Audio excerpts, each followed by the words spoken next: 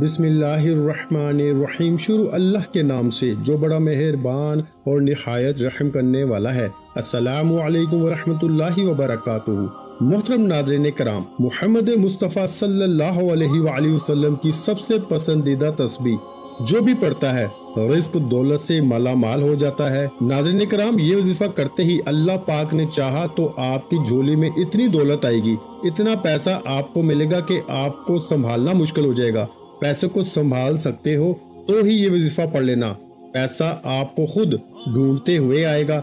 आप अपने इर्द गिर्द कई ऐसे लोग देखते होंगे जो रातों रात करोड़पति अरबपति बन गए। कल तक तो इनके पास कुछ न था। अगर आप भी रातों रात करोड़ों में अरबों में खेलना चाहते हो, पैसों को फौरी तौर पर हासिल करना चाहते हो, आज जो इस वीडियो में आपको जिस तरीके से पढ़ने के लिए मैं बताने लगा हूँ, अपनी जिंदगी में एक मर्तबा 30 सेकंड निकाल कर ये वजीफा पढ़ लेना। 1 मिनट का भी नहीं कह रहा, 30 सेकंड, आधे मिनट का ये अमल आप लोग, कोई बच्चा भी पढ़ ले आधे मिनट के लिए, आप लोग अगर वक़्त निकाल सकते हो तो ये कोई वक्त ही नहीं है। आधा मिनट तो किसी से हाथ आगे बढ़ाते हैं तो सलाम करने के लिए भी आधा मिनट निकल जाता है, तो आधे मिनट का तो कोई वक्त ही नहीं होता। वो आधा मिनट निकाल के आपको ये वजीफा पढ़ना है। अगर मैं आपको इस वजीफे के फायदे गिनवा दूं, इस अमल के जिस तरतीब से आपको बताने लगा हूं, कर्जों में अगर डूबे हुए हो तो कर्जे फौरी तौर पर अदा हो जाएंगे। अगर आप अपना जाती मकान चाहते हो कि आपको अपना जाती मकान मिल जाए तो ये वजीफा पढ़ लो। घर में झगड़े हैं, मुफलसी है, लाचारी है, बेरोजगारी है, तो भी ये वजीफा आप लोग फौरन पढ़ लेना। जिस तरीके से ये अमल बताने लगा हूँ, इस अमल को इसी तरीके से करना, अपनी तरफ से तब्दीली मत करना। वजीफा समझो, एक एक बात, एक एक लफ्ज समझो, किस तरह कौन सा वजीफा किस तरतीब से कितनी तादाद में पढ़ना है, किस जगह पढ़ना है, किस वक्त पढ़ना है, किस तरीके से पढ़ना है, किस दिन पढ़ना है। ये चीजें आप लोग समझते नहीं हो। जल्दी से आप लोग वीडियो काटते हो, बस जल्दी में समझ लिया, बस मैं पढ़ लूंगा, इस तरह नहीं होता। नाज़रीन कराम, इंसान की इस वक्त सबसे बड़ी जो परेशानी है वो पैसा ना होना है, दौलत ना होना है, गरीबी। और ये अमल पैसों की जब बारिश कर देगा, दौलत का तूफान खड़ा कर देगा ना, तो कहाँ गई परेशानी? बीमारी क्यों लगी है? पैसा ना होने की वजह से, परेशानियों की वजह से, तंग दस्ती में, माली परेशानी में बंदा जहनी मरीज बन जाता है। लेकिन इस वजीफे से आपकी तमाम परेशानियां खत्म हो जाएंगी। ये वो अमल है कि इस अमल को पढ़ने के बाद बंदा अगर जो ना भी मांग सके या मांगना भूल भी जाए तो बिन मांगे ही इसको मिल जाता है। जो इंसान की जायज हाजतें होती हैं, जरूरियात होती हैं, फौरी तौर पर पूरी कर देता है और हर परेशानी को खत्म करता है। हर बीमारी को ये अमल खत्म करता है।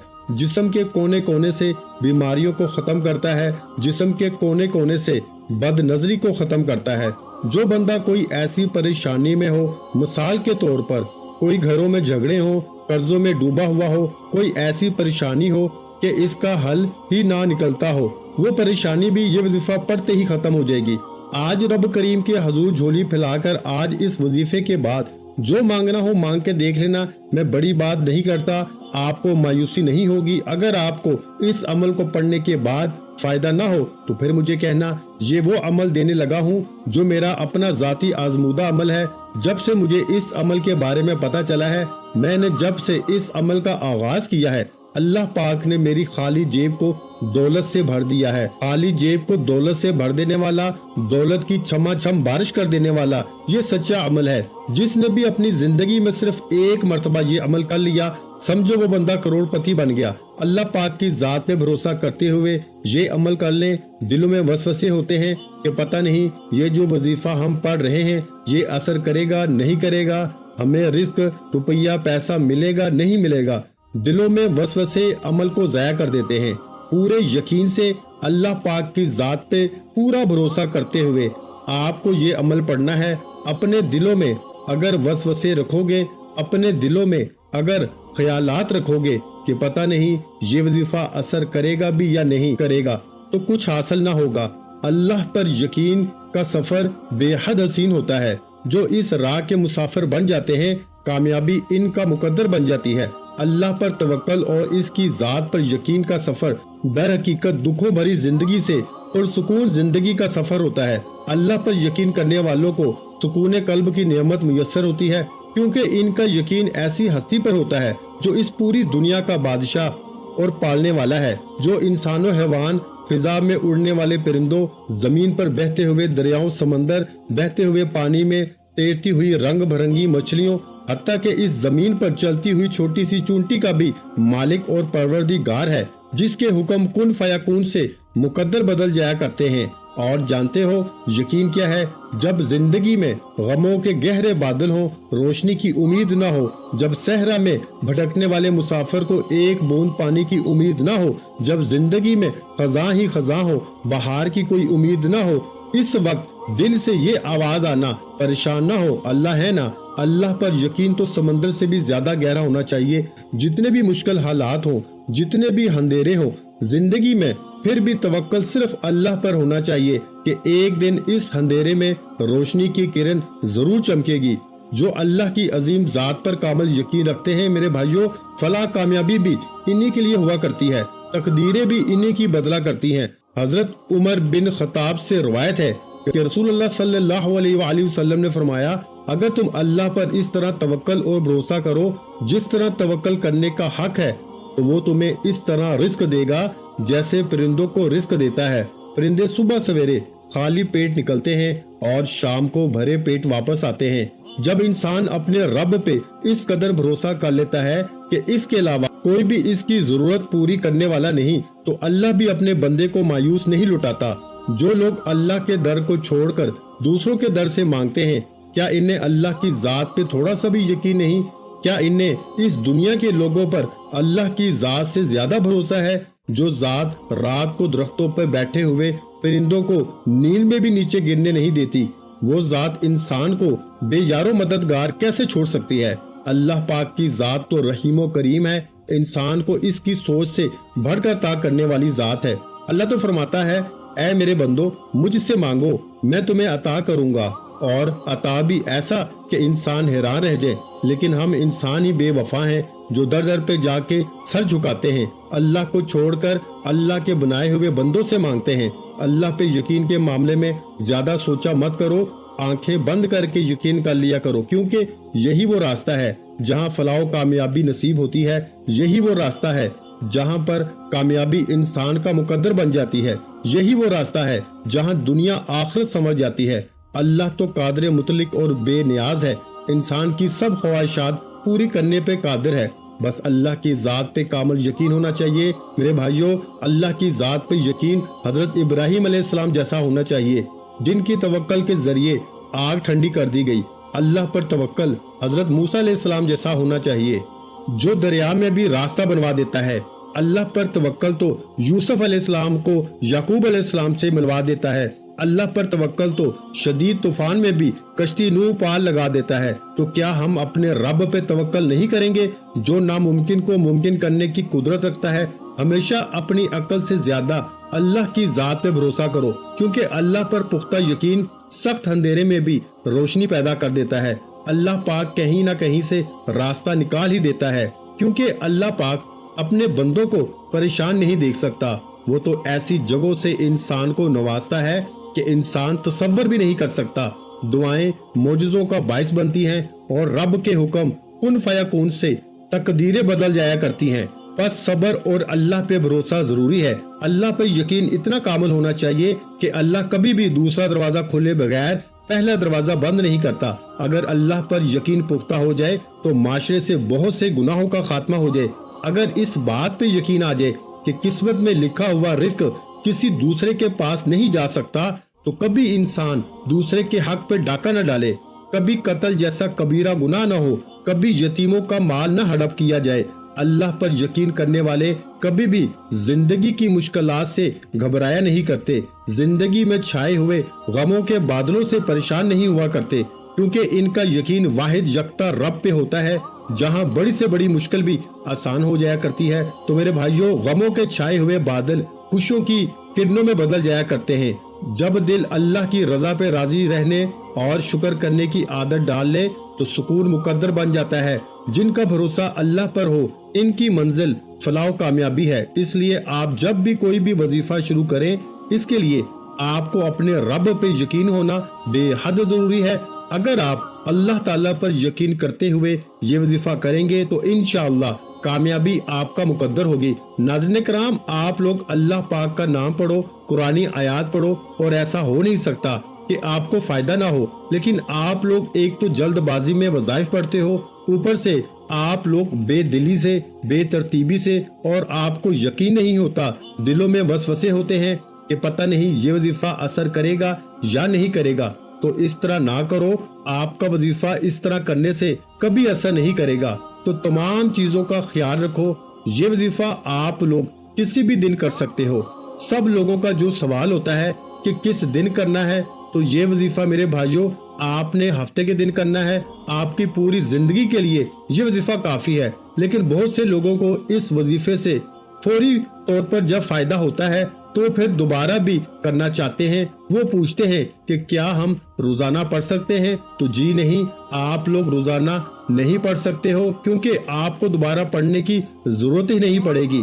ایک ہی دفعہ میں آپ کی قسمت اللہ پاک نے چاہا تو بدل جائے گی۔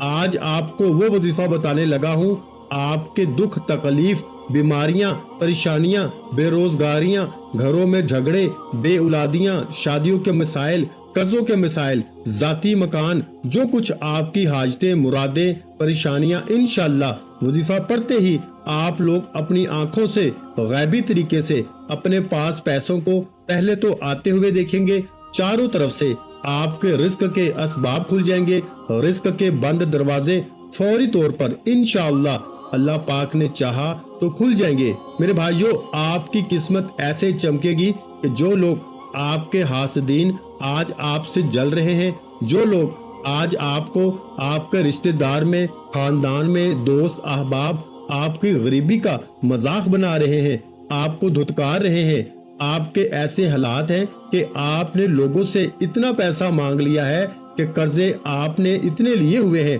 کہ اب تو آپ کو کوئی قرضہ بھی دینے کے لیے تیار نہیں۔ لوگ آپ کو بلاک کر رہے ہیں، آپ کو دیکھ کر ایک گلی سے دوسری گلی بدل دیتے ہیں کہ یہ سامنے سے آ رہا ہے، یہ پھر کچھ نہ کچھ مانگے گا۔ تو میرے بھائیوں، اگر آپ کے ایسے حالات ہیں، آپ بالکل قرضدار بن چکے ہو، آپ کی حالت بالکل خراب ہو چکی ہے، تو آپ فوری طور پر اس وظیفے کو پڑھ لیں۔ آپ دنیا کے جس کونے میں موجود ہیں، اپنی پریشانیوں میں، دکھ تکلیف، بیماریاں ہیں، اپنی پریشانیوں میں ہیں، دکھ تکلیف، بیماریوں میں ہیں، تو یہ وظیفہ آپ کر لیں۔ ناظرین کرام، وظیفہ پڑھنے سے پہلے سکون سے بیٹھ جائیں۔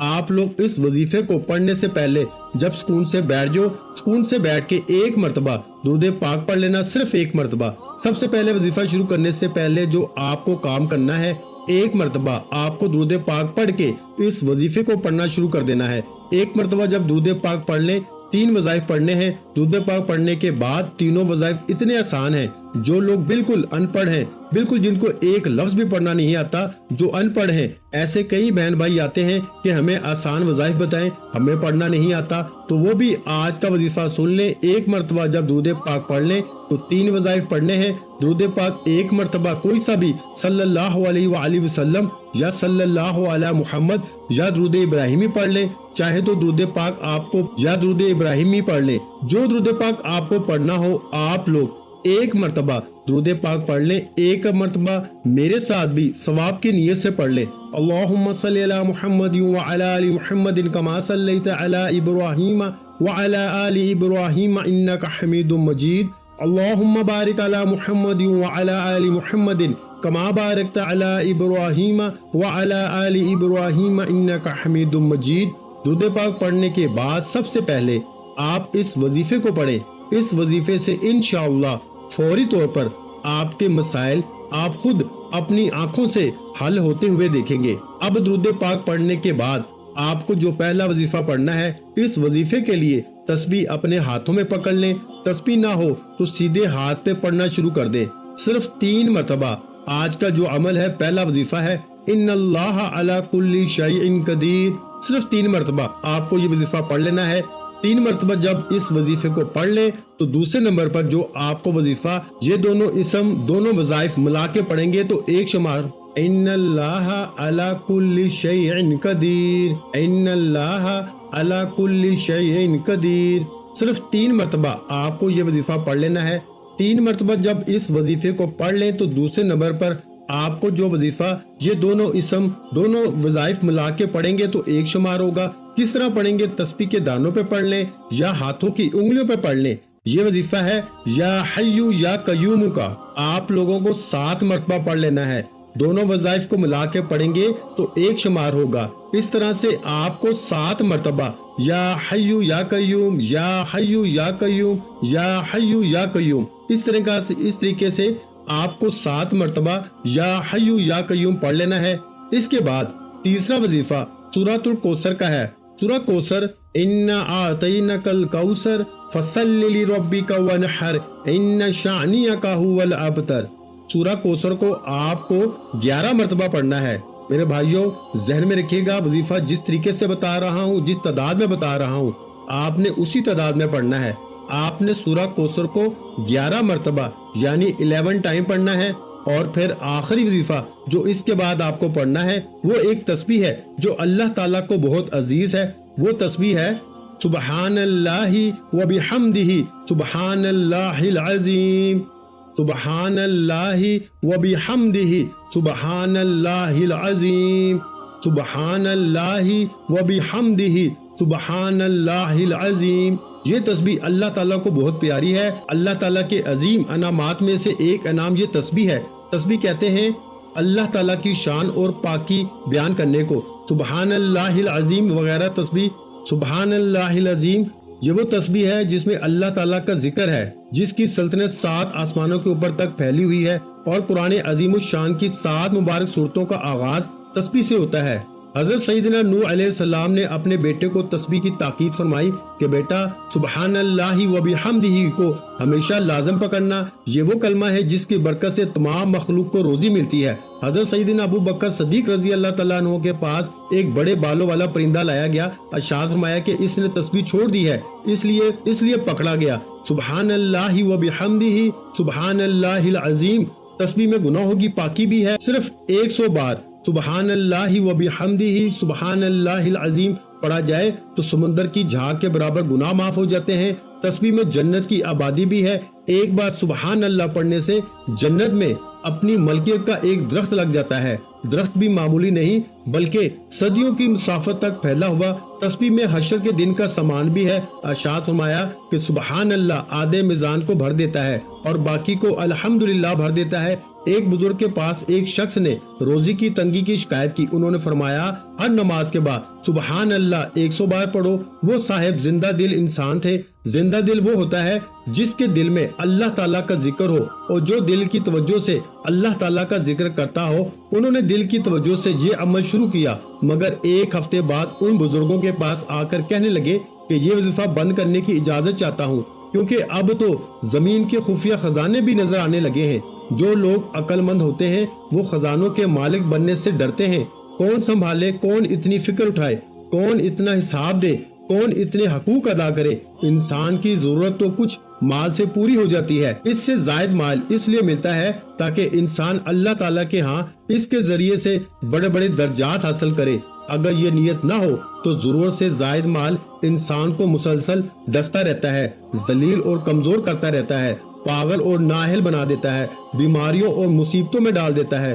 آج یہ کر رہا تھا کہ تسبیح بڑی نعمت ہے۔ اللہ تعالیٰ جس بندے کو اس کی توفیق عطا فرما دے، یہ اللہ تعالیٰ کا اس بندے پر بڑا احسان ہوتا ہے۔ قرآن مجید میں جگہ جگہ حکم دیا گیا ہے کہ اللہ تعالیٰ کی تسبیح کرو، اور بتایا گیا ہے کہ تسبیح اللہ تعالیٰ کے مقربین کا وظیفہ ہے۔ ہر تسبیح بندے کو اللہ تعالیٰ کے قریب کرتی ہے۔ تو آج کے اس عمل میں آخری وظیفہ جو آپ نے پڑھنا ہے وہ یہ تسبیح ہے سبحان اللہ و بحمدہ سبحان اللہ العظیم۔ اس کو آپ نے 100 مرتبہ پڑھنا ہے۔ اس کے بعد اتنا ہی درود پاک پڑھنا ہے جتنا وظیفہ شروع کرنے سے پہلے پڑھا تھا۔ اس کے بعد ہاتھ اٹھا کے اللہ پاک سے جو بھی حاجت ہو، مراد ہو، پریشانیاں ہو، اس کے لیے دعا مانگ لیں۔ انشاءاللہ آپ کے تمام مسائل حل ہو جائیں گے۔ ویڈیو اچھی لگی ہو تو ویڈیو کو لائک کر دیں۔ مزید اسلامک وظائف سننے کے لیے ہمارے چینل کو لازمی سبسکرائب کر لیں